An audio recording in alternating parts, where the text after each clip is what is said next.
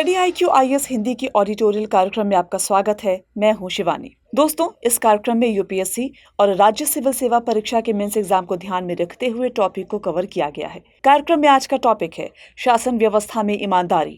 ये टॉपिक सामान्य अध्ययन प्रश्न पत्र 4 के नीति शास्त्र खंड से जुड़ा हुआ है। हम उम्मीद करते हैं कि ये टॉपिक आपके मेंस एग्जाम के लिए बेहद कारगर साबित होगा। तो आइए अब कार्यक्रम की शुरुआत करते हैं। भारत में शायद ही कोई व्यक्ति ऐसा होगा जिसे बचपन में उसके परिवार या स्कूल में ईमानदार बनने की शिक्षा न दी गई हो। ईमानदारी ही सर्वोच्च मूल्य है जैसी कहावतों से शायद ही किसी को परिचित नहीं कराया गया होगा। मगर आज भी लोक सेवक बनने के लिए इस गुण की अपेक्षा अलग से की जाती है। समाज के हर हिस्से में ईमानदारी का नैतिक मूल्यों के रूप में खूब इस्तेमाल किया जाता रहा है, मगर फिर भी लोक प्रशासन में आज भी इस गुण का बेहद अभाव देखा जाता है। वैसे तो हर व्यक्ति को बचपन से लेकर लोक सेवक बनने और उसके बाद तक के हर एक पड़ाव पर यह मूल्य सिखाया जाता है। इसके महत्व के बारे में बताया जाता है। लोक सेवकों के लिए तो ऐसे मूल्यों को हल्के में लेने पर अनुशासनात्मक कार्रवाई करने तक के प्रावधान किए गए हैं। हालांकि इतनी कोशिशों के बावजूद प्रशासन में हर लेवल पर भ्रष्टाचार के मामले मौजूद हैं। मगर सवाल है, क्यों? आज के ऑडिटोरियल में इन्हीं सवालों के जवाब विस्तार से तलाशेंगे। ये जानने की कोशिश करेंगे कि ईमानदारी क्या है, बचपन में सिखाया जाने वाला ये मूल्य किस तरह वर्तमान में भी उपयोगी है, क्यों यह मूल्य लोक सेवकों और शासन व्यवस्था के लिए बेहद अहम है। साथ में ये भी समझेंगे कि शासन में ईमानदारी का मतलब क्या है, इसके दार्शनिक आधार क्या है, ज्ञान से ईमानदारी किस प्रकार अलग है, वगैरह वगैरह। मगर इन पर बात करने से पहले लोक सेवाओं के कॉन्सेप्ट यानी अवधारणा पर थोड़ी चर्चा जरूर कर लेते हैं। ये जान लेते हैं कि लोक सेवाओं की अवधारणा है क्या। सरल भाषा में देखें तो सार्वजनिक रूप से होने वाली सामाजिक गतिविधियों को लोक सेवा के रूप में जाना जाता है। लोक सेवा दैनिक जीवन के उन सभी हिस्सों को अपने में शामिल करती है जो सरकार उसे प्रदान करती है, जैसे स्वास्थ्य देखभाल, शिक्षा, बुनियादी ढांचा और कानून व व्यवस्था इत्यादि। असल में सार्वजनिक जीवन की फंडामेंटल थ्योरीज पर विचार करते हुए लोक सेवा में सिद्धांतों की जरूरत को अपनाया गया। इसके लिए एक नैतिक संहिता बनाई गई। दैनिक सेवाओं की बेहतर पहुंच के लिए लोक सेवाओं की इस नैतिक संहिता में कुछ सिद्धांत तय किए गए। निस्वार्थता, अखंडता, वस्तुनिष्ठता, जवाबदेही, खुलापन और ईमानदारी उनमें प्रमुख हैं। नैतिक संहिता लोक सेवकों को उनके आचरण में उच्चतम मानकों को बनाए रखने में मदद करती है। ये उनके लिए एक मार्गदर्शक के रूप में काम करती है। अब अगले सवाल पर आते हैं कि ईमानदारी क्या है। दोस्तों, ईमानदारी एक नैतिक अवधारणा है। आमतौर पर इसका मतलब सत्य से होता है, मगर बड़े अर्थों में ईमानदारी मन, वचन और कर्म से प्रेम, अहिंसा, अखंडता, विश्वास जैसे गुणों के पालन पर बल देती है। ये व्यक्ति को विश्वास पात्र तथा निष्पक्ष बनाती है। जानकारों के मुताबिक एक ईमानदार व्यक्ति की अनिवार्य विशेषता ये है कि वो हमेशा सच के रास्ते पर होता है। उसके द्वारा किए गए कार्य अंतरात्मा की आवाज पर आधारित होते हैं, जो उसे उचित और अनुचित के बीच अंतर करने में गाइड करती है। हालांकि विद्वानों के एक पक्ष का मानना यह है कि ईमानदारी को सत्य के रूप में परिभाषित करना इसे संकीर्ण रूप में दिखाना है। इसका कारण यह है कि सत्य कई बार व्यवहारिक और सैद्धांतिक रूप से मुमकिन नहीं दिखाई पड़ता। साथ ही इसे नैतिक रूप से गैर जरूरी भी माना जाता है। असल में जब किसी व्यक्ति को एक ही विकल्प चुनना होता है तो वो या तो सहज प्रतिक्रिया करता है या एक उचित एवं तर्कपूर्ण फैसले लेता है। इसे आप एक उदाहरण से ऐसे समझिए। एक ऑटो ड्राइवर को अपनी गाड़ी में एक यात्री का पर्स मिलता है। अब उसके सामने कई विकल्प हैं, जैसे वो पर्स के मालिक की तलाश कर सकता है, वो पर्स को पुलिस के पास जमा कर सकता है, या फिर इस बारे में वो अपने मालिक को बता सकता है, या पर्स को खुद अपने पास रख सकता है, या फिर पर्स को फेंक सकता है। इन सभी स्थितियों में वो तब तक ईमानदार रहेगा जब तक वो पर्स में मौजूद पैसे को अपने पास न रख ले। पर्स लौटाने पर भले ही उसकी इस ईमानदारी के कामों के लिए बख्शीश दी जाए या ना दी जाए, पर उसने अपने विवेक से इस प्रकार का फैसला लेकर निसंदेह एक सराहनीय और ईमानदारी का काम तो किया ही है। खैर, ये आपको एक आसान उदाहरण भले ही लगे, पर एक नीति के रूप में ईमानदारी के साथ हमेशा एक मूल्य निहित होता है। मजे की बात है कि कुछ लोगों का ऐसा मत है कि ईमानदारी के साथ नहीं रहने वाले लोग बेईमान होते हैं। दरअसल ये सोचना पूरी तरह से गलत है, क्योंकि ईमानदार न होने और बेईमान होने में फर्क होता है और हमारे लिए इस फर्क को समझना जरूरी है।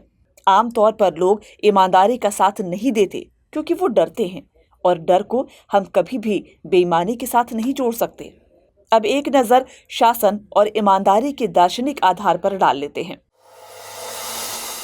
शासन और ईमानदारी के दार्शनिक आधार पारंपरिक दर्शन और राजनीतिक दर्शन दोनों में देखे जा सकते हैं। प्लेटो, अरस्तु और हीगल जैसे कई दार्शनिकों ने शासन और ईमानदारी पर विस्तार से चर्चा की है। प्लेटो के दार्शनिक राजा के सिद्धांत के मुताबिक राजा ऐसा होना चाहिए जिसमें विवेक प्रमुख हो, न कि लालच या भोग। प्लेटो के मुताबिक अगर व्यापारी शासन चलाएंगे तो लोभ में वे राज्य को नुकसान पहुंचा सकते हैं, इसलिए राजा को लोभ से मुक्त होना चाहिए, मतलब कि शासन में ईमानदारी होनी चाहिए।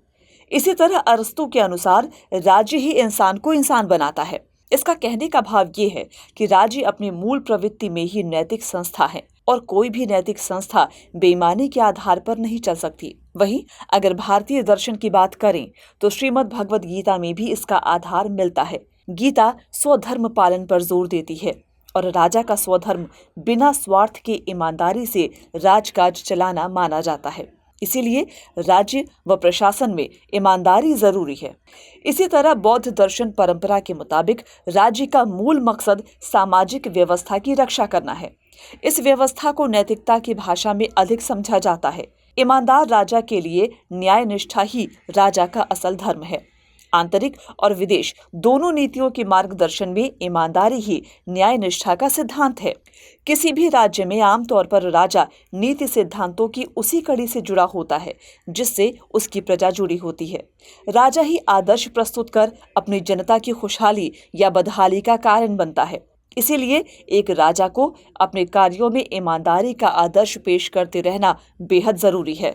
आधुनिक राजनीतिक व्यवस्था की बात करें तो भारतीय शासन प्रणाली मानव गरिमा, मानवाधिकारों, लैंगिक न्याय, सामाजिक न्याय व सुरक्षा के दार्शनिक आधारों पर संचालित है।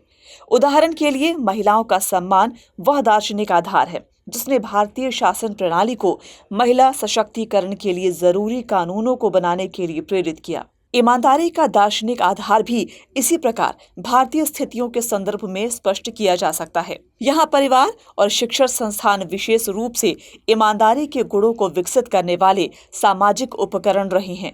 ऐसे गुणों को अपनाकर भारतीय राजनीति में अनेक राजनेताओं ने ईमानदारी के आदर्श रखे हैं। बुद्ध और महावीर के जीवन दर्शन और अशोक के धम्म से लेकर गांधी की कार्य पद्धति और लाल बहादुर शास्त्री की कार्य प्रणाली ईमानदारी की जरूरत को दिखाने के लिए बेहद अहम है। इसी ईमानदारी के तहत भारत के संविधान में विधि द्वारा स्थापित प्रक्रिया के तहत समता मूलक समाज को स्थापित करने का लक्ष्य रखा गया। मगर यहाँ ये भी समझना जरूरी है कि विवेक और ज्ञान के बिना ईमानदारी अधूरी है। ऐसे में ये सवाल उठना लाजमी है कि आखिर कैसे ज्ञान के बिना ईमानदारी अधूरी है। असल में ज्ञान का मतलब किसी विषय से संबंधित सैद्धांतिक या व्यवहारिक जानकारी से है। ज्ञान हमें बताता है कि अलग अलग परिस्थितियों में किसी काम को किस तरह करना है। इसीलिए ज्ञान के बिना ईमानदारी कमजोर मानी जाती है। बिना सही ज्ञान के व्यक्ति सूचनाओं तथा तर्क के अभाव में चाहकर भी कार्य को सही ढंग से नहीं कर पाता है। उदाहरण के तौर पर किसी डॉक्टर को ही ले लीजिए। डॉक्टर बशर्ते ईमानदार इंसान है, पर यदि उसमें ज्ञान का अभाव है तो वो खुद ईमानदार होकर भी मरीजों का सही इलाज नहीं कर पाएगा। हालांकि इसका उल्टा भी संभव है।